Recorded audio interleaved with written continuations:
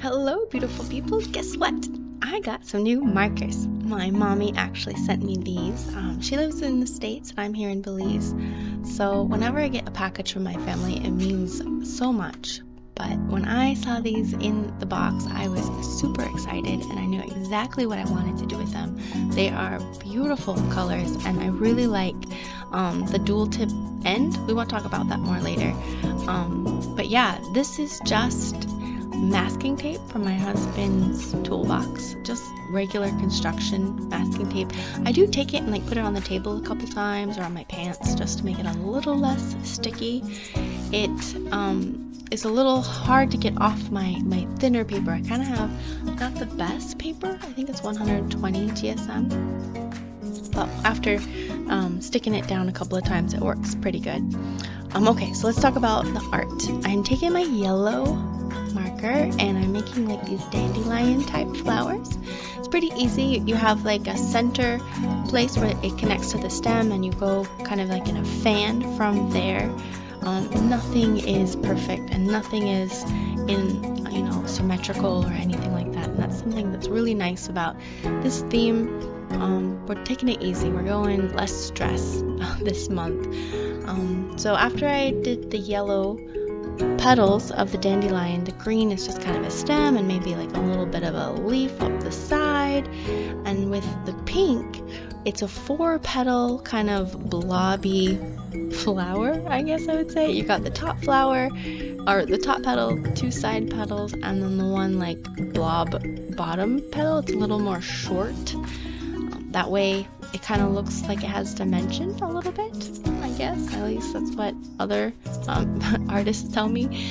And then with the green we have the leaf, and these little Sharpie markers that I got are nice because it has like one point, like it's kind of like a precise tip, and I use that for the little stem, and then the other side is like broad or like that large side, and that's what I use to make the sides of the leaves. And putting them together, it's really easy. I think you could even do the same method to make like feathers almost, but yeah, so they're just with the pattern going in, wherever there's a little bit of space, put a color that isn't so far like around it too much, close. And then with the darker pink, I'm going in for a little dimension, just adding that little inside of the pink flowers. I waited until the lighter pink dried so that I wouldn't be putting wet marker on top of wet marker,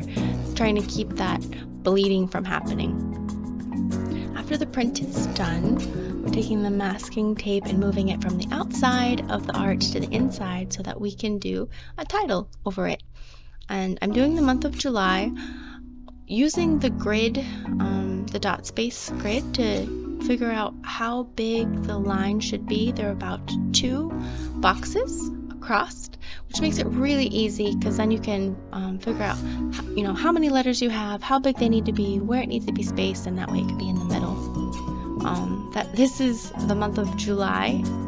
I spelled it in Belize Creole. I really try to write most of my journal in Creole because practicing every day really helps me keep it fresh, So here on the left is kind of like my memories page, like my dashboard. I write down some of the biggest prayers of the things that are on my mind. Then I also write down what I'm looking forward to in the future, what's coming, and then the little box here is what has happened this month, things that I want to remember. So it's really a nice little overview to look at when you look at the title page of what made month special.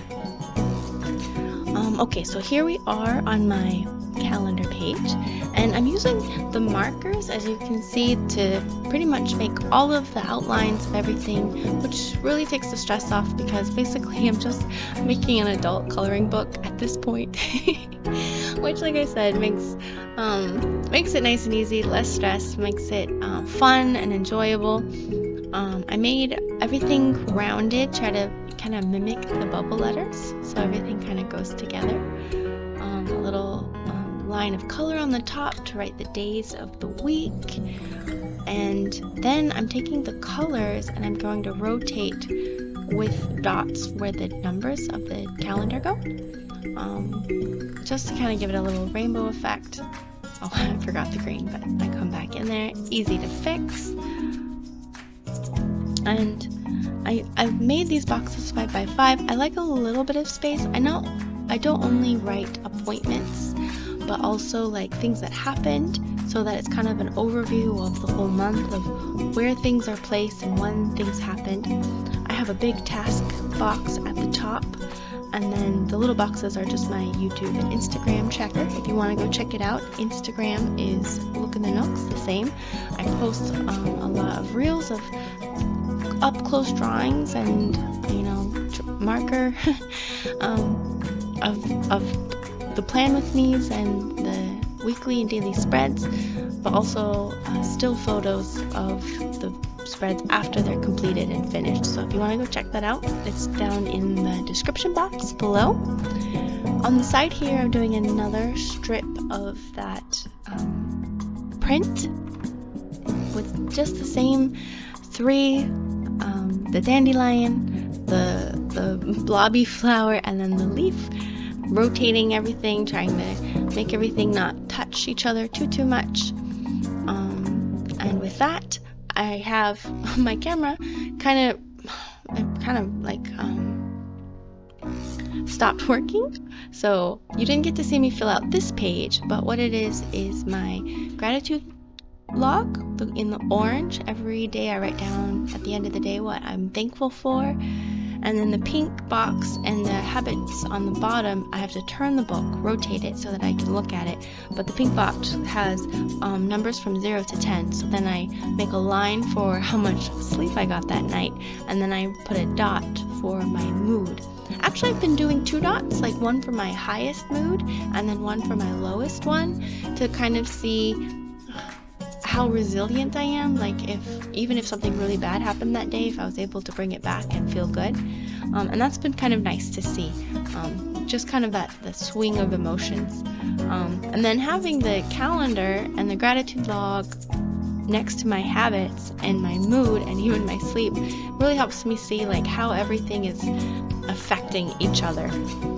What happened that day? Well, how did that make me feel? And how did that affect if I got the important things that I needed to done? Like, why didn't I accomplish, the 4 main things that I want to do every day? And it makes it nice. And I like it right next to each other like this, because then you could just flip back and forth, and they both are bordered by the pretty print together. Okay, so this is my personal study page. I'm trying to do the different fruitages of the spirit, and of course I picked peace for this month because of the convention we have this year. I'm super excited to fill this out. I left it really plain, as you see. I'll be filling out different leaves and flowers as I fill it out with my scriptures and the quotes from the articles, and that's why I kept it pretty simple and plain for you guys. But here we are in my weekly. I'm doing 7 bubble boxes. I'm trying something new. Normally I take a two-page spread to do my weekly, because I use my dailies not only for my tasks every day, but also my Bible reading. So it's kind of an experiment to see if I can squish both of them into the same little boxes. We're in week 2 of July, and so far it's not working out so good, but I at least had to try. Save paper. But mainly the idea came from, because now I'm getting my workbook in paper, I'm putting more notes in there.